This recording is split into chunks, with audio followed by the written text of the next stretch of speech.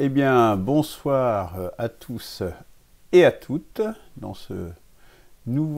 pour ce nouveau numéro de la chronique des barbaries. Donc aujourd'hui, vendredi 5 mars, un nouveau numéro donc un peu écourté, sans sujet principal. J'avais annoncé qu'il y aurait un sujet principal, mais le sujet un peu principal ce coup-ci, c'est Émergence, dont on a déjà parlé dans les précédentes émissions, mais pour annoncer une tournée en France organisée par Une Perspective, la 6ème République. Un regard sur la semaine et donc un hommage à des victimes des barbaries. Il n'y aura pas cette semaine, j'avais prévu de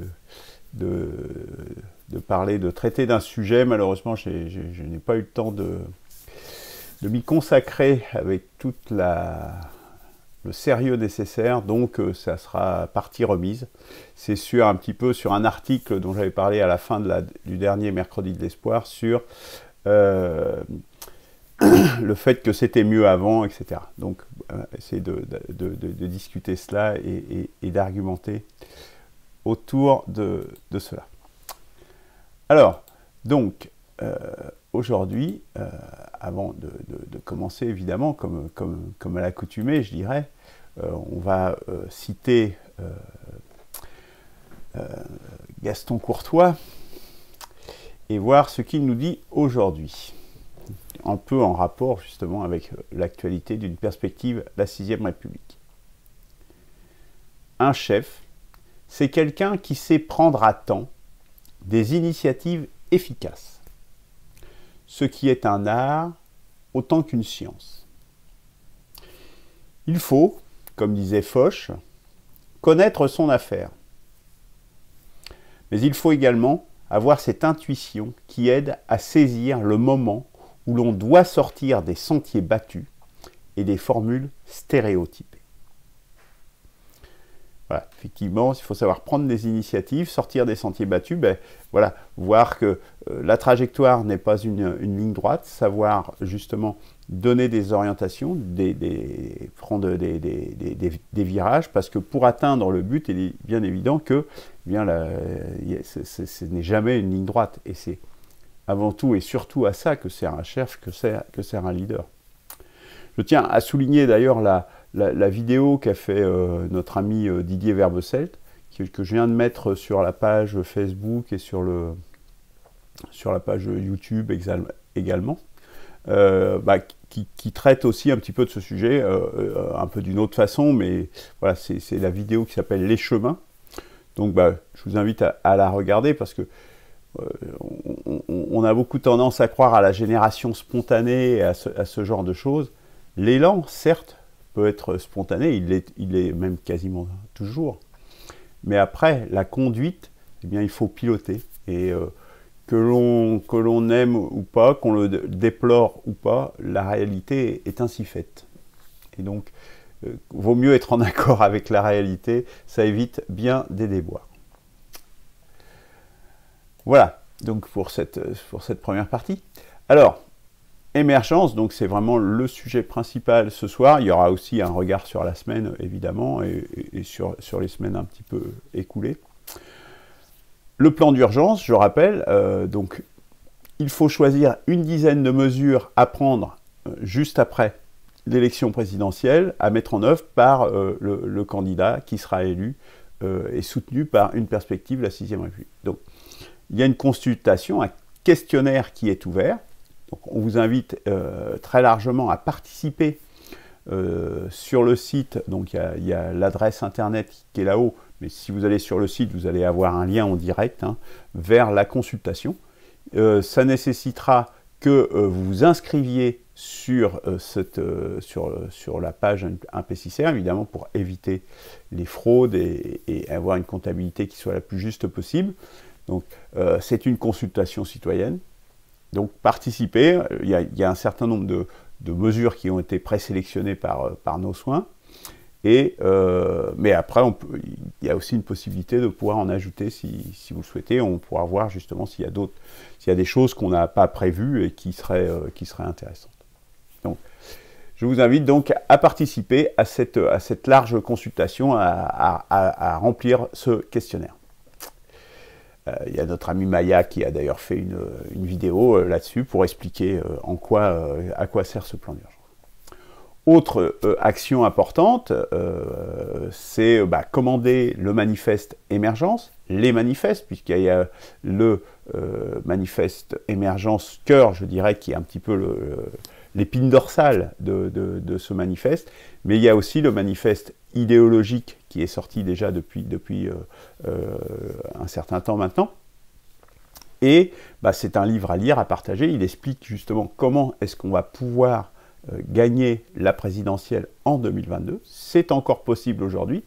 Il faut se dépêcher parce que sinon on n'arrivera pas à remplir les critères. Donc il faut que les citoyens français se mobilisent. Mais si les citoyens français se mobilisent suffisamment, eh bien la stratégie, elle est en place, elle est prête. Ça ne veut pas dire, comme je disais, qu'il n'y aura pas des ajustements de trajectoire, mais la stratégie, elle est en place et l'objectif, et le but est défini, les objectifs sont définis. Voilà, on a le chemin à tracer. Mais pour tracer le chemin, il faut évidemment que les citoyens français se mobilisent, sinon nous irons vers la barbarie, et nous la vivons déjà aujourd'hui, et c'est toute la raison d'être de ces émissions et de l'initiative Une perspective de la 6ème République, bien entendu. En cours de rédaction, le manifeste émergence spirituelle, manifeste qui est plus, je dirais, alors ceux-ci aussi, hein, ils apportent beaucoup de nouvelles choses, hein, mais qui est plus difficile, enfin qui est quand même plus difficile à accoucher, hein, je vous l'avoue, mais qui là on commence à avoir une bonne base, une base sérieuse, on sait où on va, etc. Ce qui manque en définitive, et on espère quand même finaliser ça dans les jours qui viennent, c'est en fait la façon d'exprimer pour que ça soit le plus compréhensible et le plus accessible à tous. Et c'est vraiment ça la question essentielle, parce que ça ne sert à rien de faire quelque chose si les gens ne comprennent pas ce que l'on propose. Hein. Donc il faut essayer, c'est ce qu'on essaye de faire, c'est de simplifier les choses, pour rendre ce qu'on dit le plus abordable au plus grand nombre. Voilà, c'est vraiment un souci, sinon, voilà, c'est pas la peine. Donc, commandez-les, diffusez ces manifestes autour de vous, lisez-le, évidemment, partagez, et faites-nous remonter vos impressions, vos commentaires et vos retours terrain. La mini-carte également, donc ça c'est une autre façon de populariser l'initiative, donc c'est des petites cartes au format carte de visite que vous pouvez distribuer autour de vous. Donc c'est très simple, c'est juste, ça signale l'existence d'un P6R, et ça donne l'adresse mail et notre mission que nous sommes affectués, c'est-à-dire réorienter la démocratie pour échapper à la barbarie et ouvrir un avenir modifié. Tout est dit en cette phrase, voilà, ça définit tout ce que l'on souhaite faire et ce vers quoi on veut aller. Et après, si on veut aller plus de détails, eh bien, il faut aller sur le site. Donc il suffit de distribuer cette mini-carte autour de vous. Vous pouvez la commander par mail ou en envoyant évidemment un chèque et un règlement. Sur le site web, c'est expliqué les coûts d'envoi, etc. C'est pas cher, hein. Pour 100 cartes, c'est 6,64 €, frais de port inclus. Donc voilà. Autre chose, et là c'est vraiment une nouveauté, c'est ce que nous avons discuté hier soir lors de notre Direct Agora, donc c'est les réunions quotidiennes internes, hein, parce qu'on travaille, parce qu'on sait que si on ne travaille pas, on n'arrivera à rien, donc on travaille sans cesse là-dessus, on est vraiment investi. Un P6R va aller à votre rencontre, va aller à la rencontre des Français, de la France. Donc l'idée c'est de sortir un petit peu des seuls réseaux sociaux, hein. On a beaucoup travaillé sur Internet, etc. C'est une base qui est là, qui continuera d'exister, bien entendu. Peut-être à un rythme un peu moins élevé, parce qu'on a déjà quasiment, je dirais, enfin, les choses essentielles sont posées, hein. Il y a encore les travaux sur la Constitution, mais voilà, on voit le plan d'urgence, ça prend forme, tout prend forme, les manifestes prennent forme, sur tous ces aspects, je dirais, documentaires, c'est un peu fait. Maintenant, il faut populariser, aller à la rencontre des Français et confronter notre proposition pour qu'elle soit connue et qu'elle soit comprise et qu'elle permette justement le large rassemblement des Français, sans lequel rien ne sera possible. Et ça, rien ne sera possible pour nous, mais rien ne sera possible pour personne. Les Français sont tellement divisés aujourd'hui que rien ne sera possible pour personne, sauf pour Macron, mais eux, ils ne cherchent pas à fabriquer la France, ils cherchent à la détruire, comme nous allons le voir tout à l'heure. Donc eux, ça va en fait leur permettre de continuer leur ouvrage de destruction de la France, mais plus largement de la société et de la civilisation. C'est parce que c'est ça qui est en jeu aujourd'hui. Donc, une tournée en France, donc sur les marchés, aux alentours des marchés, pour rencontrer des associations autour des universités, voilà, à différents endroits pertinents, peut-être des entreprises, etc. Enfin, l'itinéraire n'est pas encore déterminé. Après, on verra au coup le coup où on va se déployer. Mais l'idée, c'est justement de populariser. Et donc, c'est votre serviteur, hein, c'est moi-même, qui irait donc prêcher la bonne parole avec le manifeste émergence qu'on pourra discuter, que vous pourrez vous procurer. Et vous pouvez aussi, si vous le souhaitez, vous dites, ça m'intéresse de faire venir Luc Laforêt dans ma ville ou aux alentours, parce que j'aimerais en discuter directement avec lui, parce que c'est bien gentil de le voir sur un écran gesticuler toutes les semaines, mais j'aimerais avoir affaire physiquement à lui. Eh bien, c'est possible. Vous pouvez envoyer un mail à contact@1p6r et on va voir le calendrier qu'on va mettre en place, mais ça va démarrer, on espère pouvoir démarrer début avril, voire peut-être courant mars, mais bon, voilà. Donc l'idée, c'est de démarrer début avril ces visites partout en France. Voilà. Donc après, voilà, il faudra s'inscrire dans le planning, mais l'idée, c'est vraiment ça. Donc n'hésitez pas à nous solliciter et puis à participer au Direct à Agora, vous inscrire sur le site et à mener toutes les actions dont on parlait précédemment. Un espoir est possible, mais pour le rendre possible, il faut se mobiliser. Ça, c'est aussi simple que ça. Hein. Si on ne fait rien, il ne se passe rien. C'est tout. Il se passe que la déliquescence. Voilà, donc ça, c'est vraiment le cœur de choses et c'est l'annonce principale que je voulais faire aujourd'hui. Donc voilà, je pense que c'est une annonce importante qui va marquer un tournant important, justement. Ça fait écho à ce que je disais tout à l'heure, à ce que disait Gaston Courtois à la citation que je faisais. Voilà, c'est un virage que l'on prend pour aller au contact des Français et au contact pour rassembler, parce qu'on ne pourra pas le faire autrement. On peut le faire maintenant, eh bien, nous allons le faire. Voilà. Alors, passons maintenant au regard sur la semaine. Donc, premier regard sur la semaine, où en sommes-nous de la pandémie Covid-19, qui est la barbarie essentielle qu'on vit là, qui est incontestable, hein, qui est liée au néolibéralisme, je le dis et le répète, hein, et ça fait 1 an que je le dis. Je crois que l'émission dans laquelle je l'ai dit, je crois que c'était il y a 1 an et 1 mois, ça devait être au mois d'avril, quelque chose comme ça, hein, et où je donnais tout ça avec tout ce qui allait se passer après. Et sur le plan économique, j'ai pas fait d'émission, ça fait un moment sur le plan économique, mais ce que j'ai prédit au niveau économique s'est passé, et est en train de se dérouler également sur le premier semestre 2021. Et voilà, je vous invite à aller voir les anciennes chroniques des barbaries à ce sujet-là. Hein. Mais je referai certainement une émission centrée là-dessus prochainement.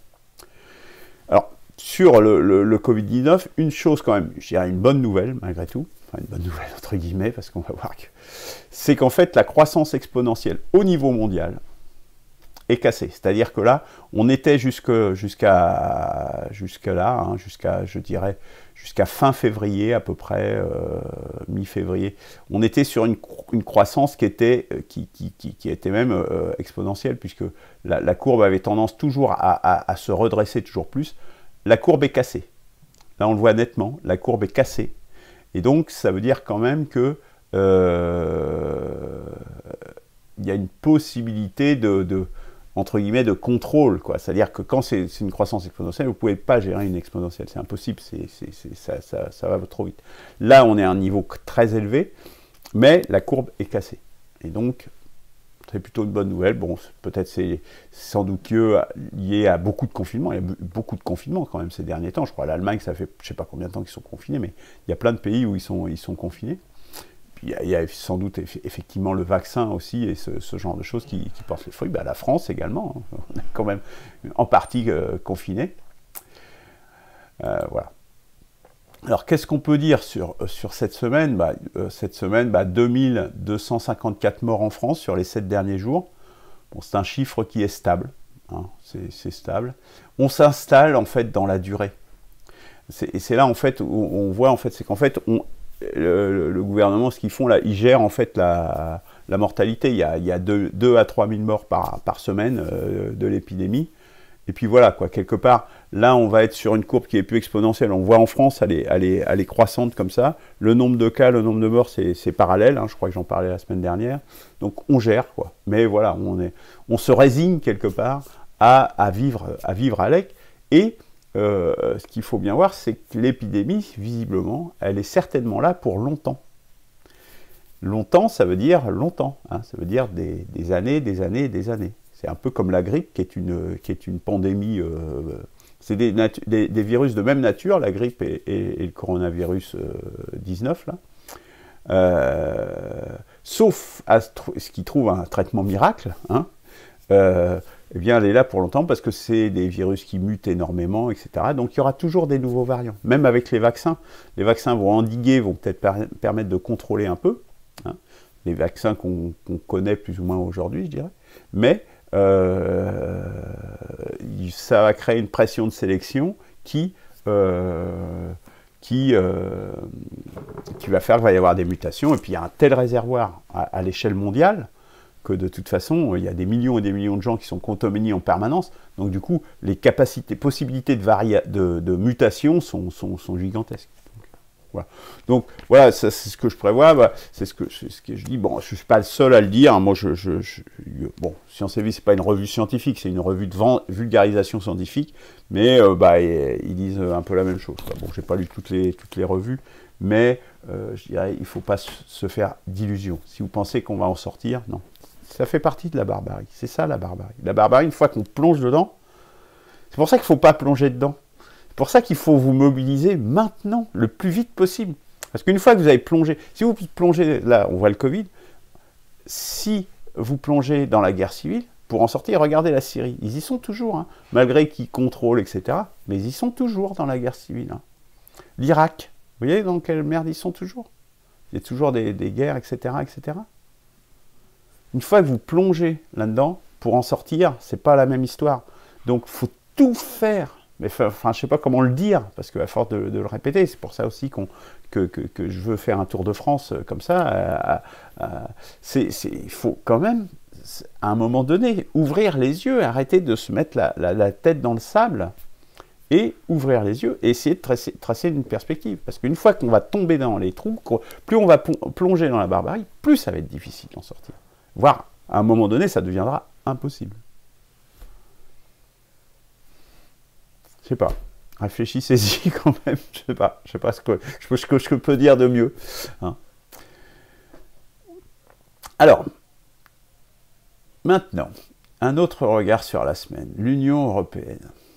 Alors, ça y est, ils ont annoncé qu'ils voulaient présenter un projet de passeport vaccinal qui est très à l'étude et qui présenterait ça courant mars.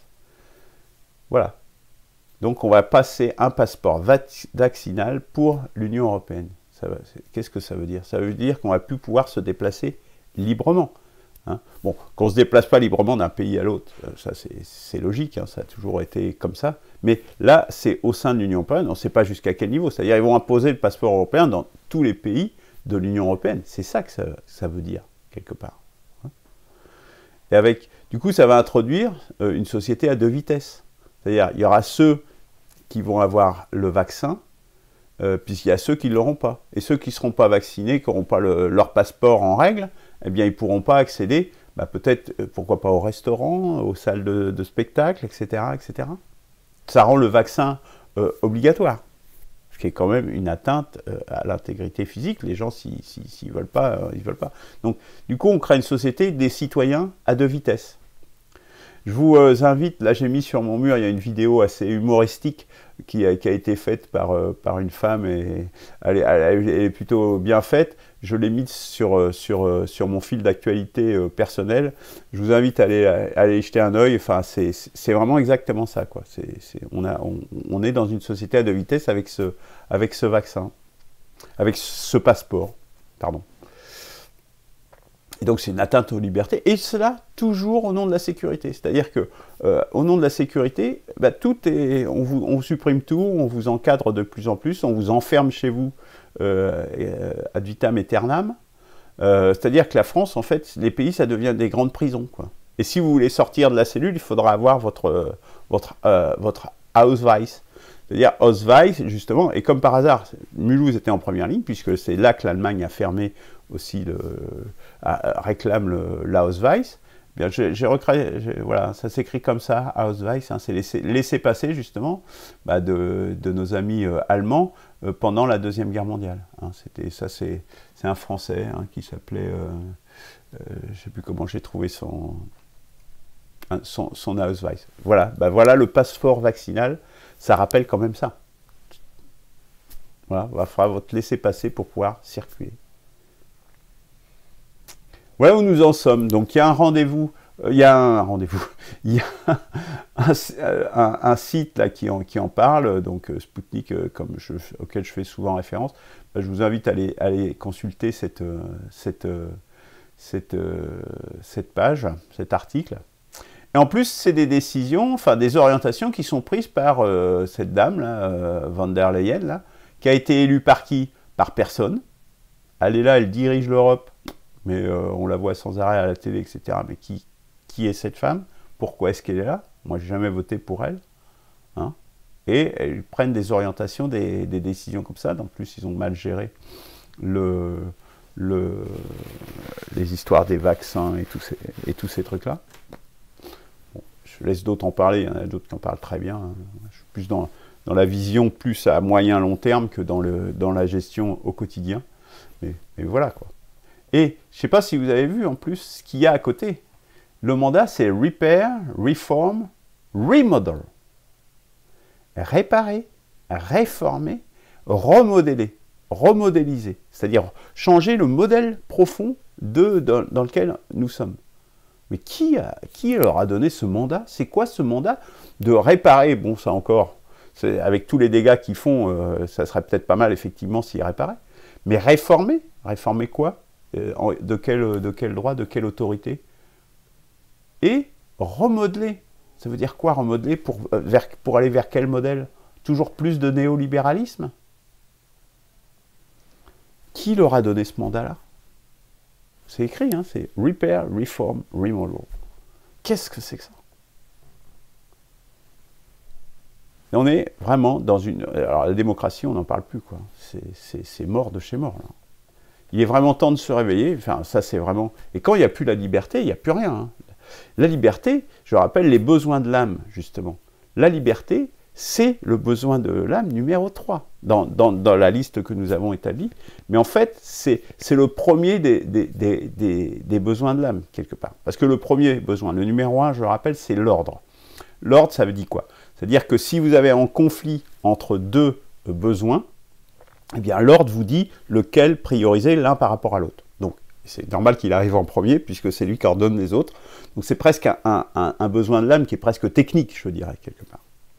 Le deuxième, c'est un besoin que nous avons introduit, qui est le travail. Le travail est très important parce que si vous ne travaillez pas, si vous n'avez pas accès au travail, on peut toujours vous dire « Ah bah oui, mais toi, tu ne travailles pas, tu n'es pas légitime à exercer ta liberté. » Donc le travail est une condition de la liberté dans les sociétés humaines. Donc c'est pour ça que le travail arrive en deuxième position, mais la troisième position, c'est la deuxième dans la liste de Simone Veil, arrive en numéro 3. Donc on est vraiment tout en haut, tout en haut. L'ordre, le travail et la liberté. Liberté d'aller et venir, de circuler. La sécurité, c'est en numéro 11. Vous voyez, on n'est pas, ça existe, c'est un besoin important, mais c'est en numéro 11. Vous voyez où c'est loin dans le truc? C'est-à-dire que là, normalement, il y a une inversion des valeurs. C'est ça que ça veut dire.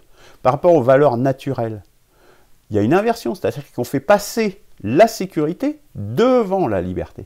Or, c'est un besoin qui est bien moins important, de moindre force. Et donc, ça, c'est bien le signe d'une société malade. C'est-à-dire qu'une société qui fait passer des besoins secondaires avant des besoins essentiels, de première essence, eh bien, ça veut bien dire qu'il y a un problème dans la société. C'est qu'il y a une maladie dans la société. Et la maladie, elle est grave. Hein, parce que c'est un peu le proverbe que je cite souvent. Et ça symbolise un petit peu ça. S'il faut s'arrêter de vivre pour ne pas mourir, ça ne vaut pas la peine. C'est ça que ça veut dire, cette hiérarchie des valeurs entre la liberté et la sécurité. Parce que si vous avez plus la liberté de vivre pour pas mourir, mais ça veut dire quoi? C'est-à-dire que vous ne pouvez plus vivre. On voit par exemple, les gens ne peuvent plus faire d'enfants et tout ça. Enfin, il y a une baisse de la natalité qui s'est écroulée, justement parce que les gens ne peuvent plus vivre, ne peuvent plus circuler, voilà. Qu'est-ce que ça veut dire? On est vraiment dans le monde est complètement à l'envers. Les valeurs, la hiérarchie des valeurs naturelles est inversée. C'est-à-dire qu'en fait, on n'arrive plus à résoudre les problèmes que notre civilisation génère. Hein. Ça, je vous renvoie à une citation de Aimé Césaire à ce sujet-là. Et ça, c'est le signe vraiment d'une civilisation moribonde, gouvernée par l'individualisme, par les désirs, les faux plaisirs, la peur. C'est bien pour ça qu'il faut une nouvelle civilisation. Ce n'est pas simplement un changement politique. Ce n'est pas simplement de proposer un programme. Ça ne marchera pas. Ça ne marchera pas. Déjà, vous aurez des oppositions gigantesques. Et en plus, vous n'adresserez pas tous les problèmes.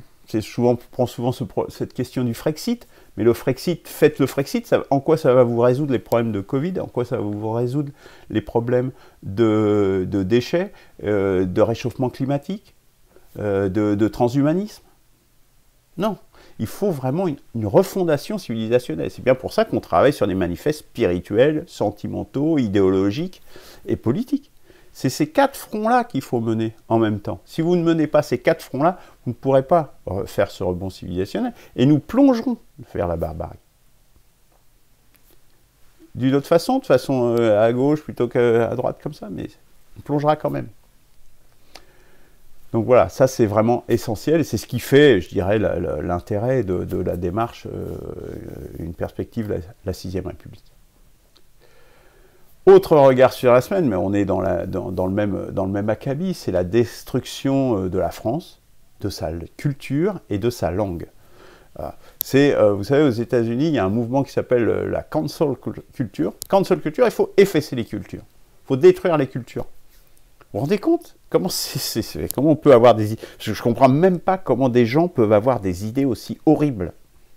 Comment on peut être un fasciste?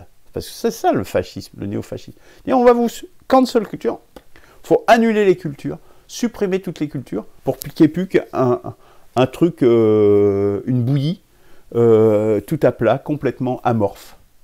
Et sans qu'il y ait des gens qui aient des cultures différentes, qui s'enrichissent, qui ont chacun leur rapport. Chaque langue, par exemple, c'est une façon de voir le monde. Vous vous rendez compte? Il faut annuler sa culture. Cancel, c'est annuler, ça veut dire. Hein. Annuler la culture. C'est aller au néant, quoi. Mais comment on peut avoir des idées comme ça? Et donc, la destruction de la France, de la culture et de la langue française. Et pourquoi est-ce qu'ils font ça? C'est pour faciliter la mondialisation. Parce que pour eux, si tout est uniforme, ils disent, on a un marché, comme ça, on n'a pas besoin de... Je ne sais pas si vous avez remarqué, tiens, c'est un autre truc, faciliter la mondialisation. Dans le passé, dans les voitures, dans les systèmes, etc., tout était traduit en langage. Dans les télévisions, etc., tout était traduit en langage du pays. Même les tableaux de bord, etc. Aujourd'hui, on vous laisse que les inscriptions en anglais, que les abréviations en anglais. Vous avez remarqué ça, dans vos voitures et tout ça? C'est comme ça maintenant. Et donc, c'est parce que du coup, ça leur fait moins de coûts de développement. Voilà. Donc, si tout le monde consomme partout la même chose, évidemment qu'on peut produire à moindre coût. C'est juste ça. Vous vous rendez compte? On va annuler les cultures pour juste faire ça, pour que tout soit pareil. Et c'est pareil pour les êtres humains. Il faut uniformiser les êtres humains pour qu'ils soient complètement remplaçables. Un employé soit remplaçable par un autre, qu'il soit de culture arabe, française ou chinoise ou je ne sais quoi. Il faut qu'il soit remplaçable. Et donc, il faut annuler sa culture d'origine. Comme ça, lui, il ne convient plus, on en prend un autre. Celui-là, il est usé, prenons celui-là. C'est le même, ils sont interchangeables. Tout devient la même chose, quoi. C'est une uniformisation, une négation de la réalité du monde et de la diversité du monde. Donc c'est faciliter la mondialisation. C'est plus de pouvoir aussi pour l'oligarchie, hein, fatalement, puisque si la France est détruite avec chaque nation, c'est l'essence d'une démocratie, hein, c'est le lieu de la démocratie, c'est la nation. Évidemment, si vous supprimez la démocratie nationale, et que, évidemment, on voit bien ce qu'il en est de la soi-disant démocratie européenne, c'est en fait le pouvoir de l'oligarchie que vous renforcez. Et donc, moins de pouvoir pour les peuples, donc moins de démocratie. C'est aussi une des choses, et là je vous renvoie à Achille Mbembe, ce qu'il dit à ce sujet, sur le fait de savoir si on sera encore en mesure de faire de la politique au XXIe siècle. Il n'y aura plus de politique au XXIe siècle. Il y aura une oligarchie qui va décider. Ils vont vous essayer de vous mettre du tirage au sort et toutes ces âneries-là qui sont des négations de la démocratie, pour ce qui est au moins en matière décisionnelle. Et puis voilà. Et on aura une démocratie Canada-Rail. Hein. Je ne dis pas que la démocratie, elle est forcément parfaite, mais au moins, elle donne un homme, une femme, une voix. Et ça, c'est très important. Tout le monde, au moins, peut s'exprimer. Il y a au moins les moyens de pouvoir changer les choses. C'est ce qu'on essaye de faire. Puis c'est déjà arrivé. Quand on dit les élections ne peuvent pas changer, excuse, mais en Amérique latine, il y a eu plusieurs cas où des pouvoirs ont vraiment changé de façon importante par les élections. Donc ce n'est pas, vous savez, le slogan « élection piège à con », je ne dis pas qu'il est entièrement faux, mais il n'est pas vrai en tout cas, ça c'est sûr. C'est ce que j'appelle leur soft power, le pouvoir mou. Là. Ce pouvoir mou, c'est justement, on ne vous dit pas, mais on vous met de l'américanisation de l'anglais à outrance. Hein, j'en ai dans l'émission sur la chanson française, je l'ai montré, hein, 50%, au moins 50%, au minimum 50% est de nature anglaise, et même pas anglaise, américaine, USA. Au moins 50% de tout ce qui est diffusé. Voilà, donc il faut écraser, c'est la destruction de la France. Je pourrais citer le cas de l'Alsace aussi, avec la création de cette communauté Alsace européenne, là, qui est pour aussi découper la France. Si Macron est élu en 2022, je vous dis, la France, c'est fini. À la fin de son mandat, la France sera en délitement complet, découpée, comme ils font les appartements à la découpe, et ben c'est ça. Si vous voulez ça, votez pour Macron, restez vos deux pieds dans le même sabot, restez avec vos pantoufles. Si vous ne voulez pas ça pour vous, pour vos enfants, et que vous tenez à ce que vous êtes, eh bien il faut vous mobiliser. Un exemple aussi, c'est cette question d'écriture inclusive. Il faut détruire la culture, donc détruire la langue. Et quel moyen que de détruire l'écriture? On détruit l'écriture. En fait, elle est très excluante. Ça a été montré, et donc j'ai mis 2 articles là-haut, hein, qui expliquent justement par des linguistes, etc., qu'en fait, cette écriture inclusive, elle n'est pas du tout exclusive. Inclusive, elle est exclusive, parce qu'elle est incompréhensible. Elle est plus difficile à apprendre avec des gens déjà parfois de culture étrangère qui ont déjà du mal à apprendre le français naturellement. Puis tu as tous les gens qui ont des handicaps, ou plus ou moins des handicaps de différentes natures, hein, même physiques, hein, je pense aux aveugles, etc., qui pour eux, ça devient un truc complètement imbitable. Enfin, essayer de lire, c'est illisible, c'est infaisable. Donc c'est vraiment quelque chose, et ça c'est pour pousser tout le monde en fait à ce que tout le monde parle anglais. Enfin, je vais vous citer encore une anecdote, mais j'avais un collègue, ça m'a terrifié, qui de lui, je pense qu'il était français lui c'est sûr, et je pense que sa compagne aussi était française. Eh bien il parlait à la maison à leurs enfants en anglais, les deux étaient français, pour qu'ils s'apprennent à parler naturellement anglais. Je dis ça il y a 2 ans. Vous vous rendez compte comment c'est terrible? Alors que l'anglais, ben, on l'apprend maintenant à l'école, on l'apprend même à la primaire. Mais il n'y a pas que l'anglais comme langue. Il faut certes apprendre une langue internationale, mais des langues internationales, il n'y a pas que l'anglais, déjà. Hein. Je ne suis pas contre qu'on apprenne l'anglais, mais qu'on apprenne aussi d'autres langues. Il y a aussi des langues comme l'italien, l'espagnol, mais pourquoi pas des langues nordiques, comme le danois, l'allemand, bien sûr, etc., etc. Tout le monde la même chose. Coca-Cola, anglais, blablabla, bla bla, série américaine, police, pour tout le monde. Voilà le monde dans lequel on veut aller. Il est temps de réagir. Et en plus, alors ce qui est assez amusant, c'est qu'il y a, je parle souvent de la schizophrénie de Macron ou des néolibéraux, parce que en même temps, ils voient bien que ça choque ce qu'ils sont, parce que ce qu'on est, la culture, c'est quand même constitutif de ce que nous sommes, nous. Et donc, du coup, ils sont en contradiction, donc ils essayent aussi d'interdire l'écriture inclusive, alors que d'un autre côté, ce sont les mêmes qui la promeuvent dans plein d'endroits. Donc, regardez l'article, c'est ubuesque, quoi. Donc ils savent plus où ils habitent, ces gens-là, en plus, quoi. Parce que cette tendance de leur système va à rebours de ce qu'ils sont et de ce qu'ils pensent quand ils raisonnent. Et donc, forcément, ça aboutit à une schizophrénie, quoi. Alors, il y a aussi peut-être un peu d'humour, il y a ce que dit Éric Zemmour suite au Brexit. Puisque, effectivement, qu'est-ce qui reste d'anglais? Pourquoi est-ce qu'on parlerait en anglais, alors qui était une des langues officielles de l'Union européenne, avec le français, je le rappelle quand même? Pourquoi est-ce qu'on continuerait de parler anglais? Ça n'a plus aucun sens, puisque je crois que le seul pays qui reste de langue native anglaise, ce sont les Irlandais. Après, c'est les Espagnols, Italiens, Danois, Allemands, Français, Belges, Pays-Bas, etc., etc. Alors, je ne parle pas plus à l'Est, hein, Pologne et compagnie. Pourquoi est-ce qu'on continue à parler anglais? Eh bien, il propose de remplacer l'anglais par le français. Eh bien oui, pourquoi pas? Au-delà du côté un peu humoristique du truc, mais ça fait quand même sens. Hein. Enfin, donc voilà, sur ce sujet. Et puis un dernier exemple quand même. Jugées incompréhensibles, les pièces de Molière seront réécrites par des jeunes auteurs français. Vous vous rendez compte? On va réécrire du Molière pour qu'on puisse le faire comprendre. D'ailleurs, plutôt qu'on essaye d'élever le niveau des gens, on dit, ah ben non, on va dégrader l'œuvre originale. Ben, c'est vrai que c'est une langue qui est une langue un peu datée, certes, mais ça, pour moi, c'est pas un problème. Après, on peut faire des adaptations, mais l'œuvre en elle-même, on ne va pas la transformer. C'est aussi intéressant de se dire, ah mais tiens, il ne parlait pas comme nous, il raisonnait différemment, etc.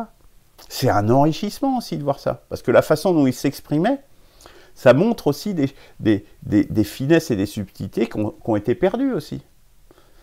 Et puis, c'est pas faire confiance à ces jeunes. Pourquoi est-ce que... Au contraire, il ne faut pas leur donner un truc dégradé. Il faut donner quelque chose de première qualité. Fût-ce un petit peu différente. Vous voyez? Au contraire. C'est ça qui éveille, qui augmente l'intelligence. En fait, voilà, on va dans la dégradation et on dit, oh bon non, vous êtes... Au fond, c'est un mépris profond pour ces jeunes. Hein. Bon non, vous êtes trop cons, on va vous traduire Molière en français d'aujourd'hui comme ça. Vous voyez? C'est un mépris profond en fait de faire ça. Donc c'est 10 auteurs francophones qui vont être invités à moderniser. Donc le but de tout ça, c'est vraiment de détruire la France, c'est de détruire la nation. C'est sérieux, je suis sérieux quand je dis ça, c'est vraiment ça. Ça s'appelle cancel culture, c'est vraiment ça, il faut détruire les cultures. Je pense que je l'ai démontré là. Et il y a aussi une dimension nihiliste là-dedans, hein, c'est-à-dire d'effacer le passé, c'est-à-dire c'est juste impossible, quoi. Si vous effacez le passé, vous effacez les êtres humains en eux-mêmes, quoi. Et c'est vraiment des barbares qui font ça. Ce sont vraiment des fascistes, ces gens, c'est vraiment des vrais fascistes, c'est ça. On extermine ce qui ne nous plaît pas. Les nazis exterminaient les juifs parce qu'ils ne leur plaisaient pas, ils disaient qu'ils sont nuisibles à la société. Ben là on dit, il faut exterminer les cultures, donc il faut exterminer les Français, exterminer les hommes blancs, exterminer jeunes.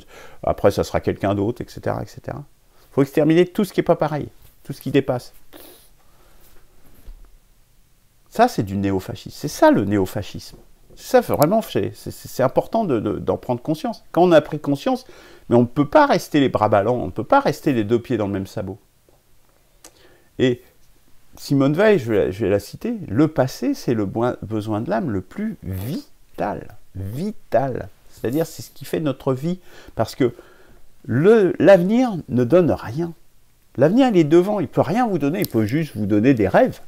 Hein, mais rien de réel. Le présent, il est fugitif, il passe en permanence. La seule chose qui vous nourrit, qui nous constitue, c'est le passé. Si on efface le passé, on vous efface. C'est ça que ça veut dire. Voilà ce que c'est. Ça, si ce n'est pas une barbarie totale, je ne vois pas ce que c'est. Voilà, donc j'en ai fini, il n'y a pas de sujet principal, mais enfin je pense que c'était déjà assez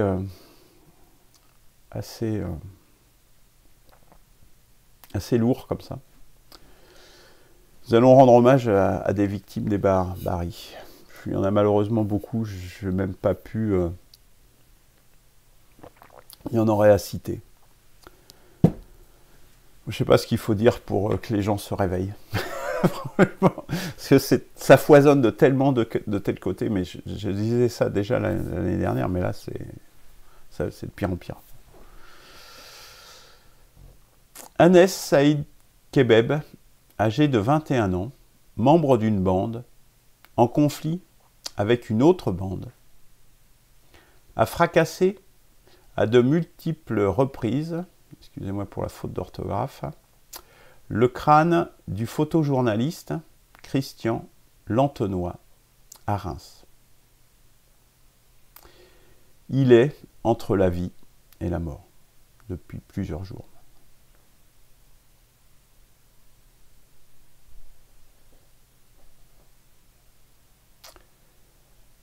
La Tour du Pin Isère. Ayant demandé des explications à un groupe de personnes qui importunaient des enfants en Isère, un père de famille de 37 ans a reçu un coup de couteau. Voilà, c'est l'arme de prédilection. La victime a dû être héliportée à l'hôpital. Son séjour ne semble pas être en danger, mais bon, quand même. Voilà, mais j'aurais pu en citer d'autres. Il y a une femme à Lyon qui a été agressée également, violée dans un parc, et puis par un Libyen, je crois, migrant certainement, qui après a donné un coup de couteau aux policiers aussi. J'ai entendu, mais je ne suis pas toutes les informations, ces personnes attaquées au couteau en Suède, je crois aussi. Voilà ce vers quoi le monde vers lequel nous allons. Et dans lequel nous sommes d'ores et déjà.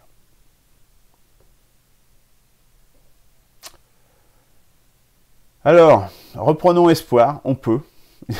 on peut. Et on peut encore. Mais pour ça, il faut effectivement dire vive la première démocratie, parce qu'on sortira que par la démocratie, que par justement une adhésion du peuple. Vive la première démocratie, vive la 6e République, parce qu'on s'inscrit dans une histoire, justement. Vive la France. Donc, passez à l'initiative, consultez, la consultation sur le plan d'urgence, participez si ce n'est déjà fait. Inscrivez-vous sur le site impécissère.org, commandez tant les cartes que le manifeste. Manifestez-vous également si vous souhaitez que nous vous rendions visite, que je vous rende visite, que je me déplace et que je vienne discuter avec vous dans vos organisations, sur les marchés, publiquement, etc. Voilà. On va s'organiser, on va le faire, je vais me déplacer et parce que le but c'est de réussir, hein, voilà, c'est tout. Moi je fais mon travail. Mon travail qui est un devoir, hein, tout simplement, c'est rien d'autre qu'un devoir, hein, qui est le devoir de tout Français, quelque part, à mon avis. Et on n'a pas demandé l'avis aux jeunes Français quand ils se sont battus pour nos libertés, justement, pour la liberté, justement, par le passé, dans la Deuxième Guerre mondiale, dans la Résistance, et à tant d'autres occasions. avant ça. Et encore aujourd'hui. Je vous souhaite un bon week-end et je vous dis à la semaine prochaine. Au revoir.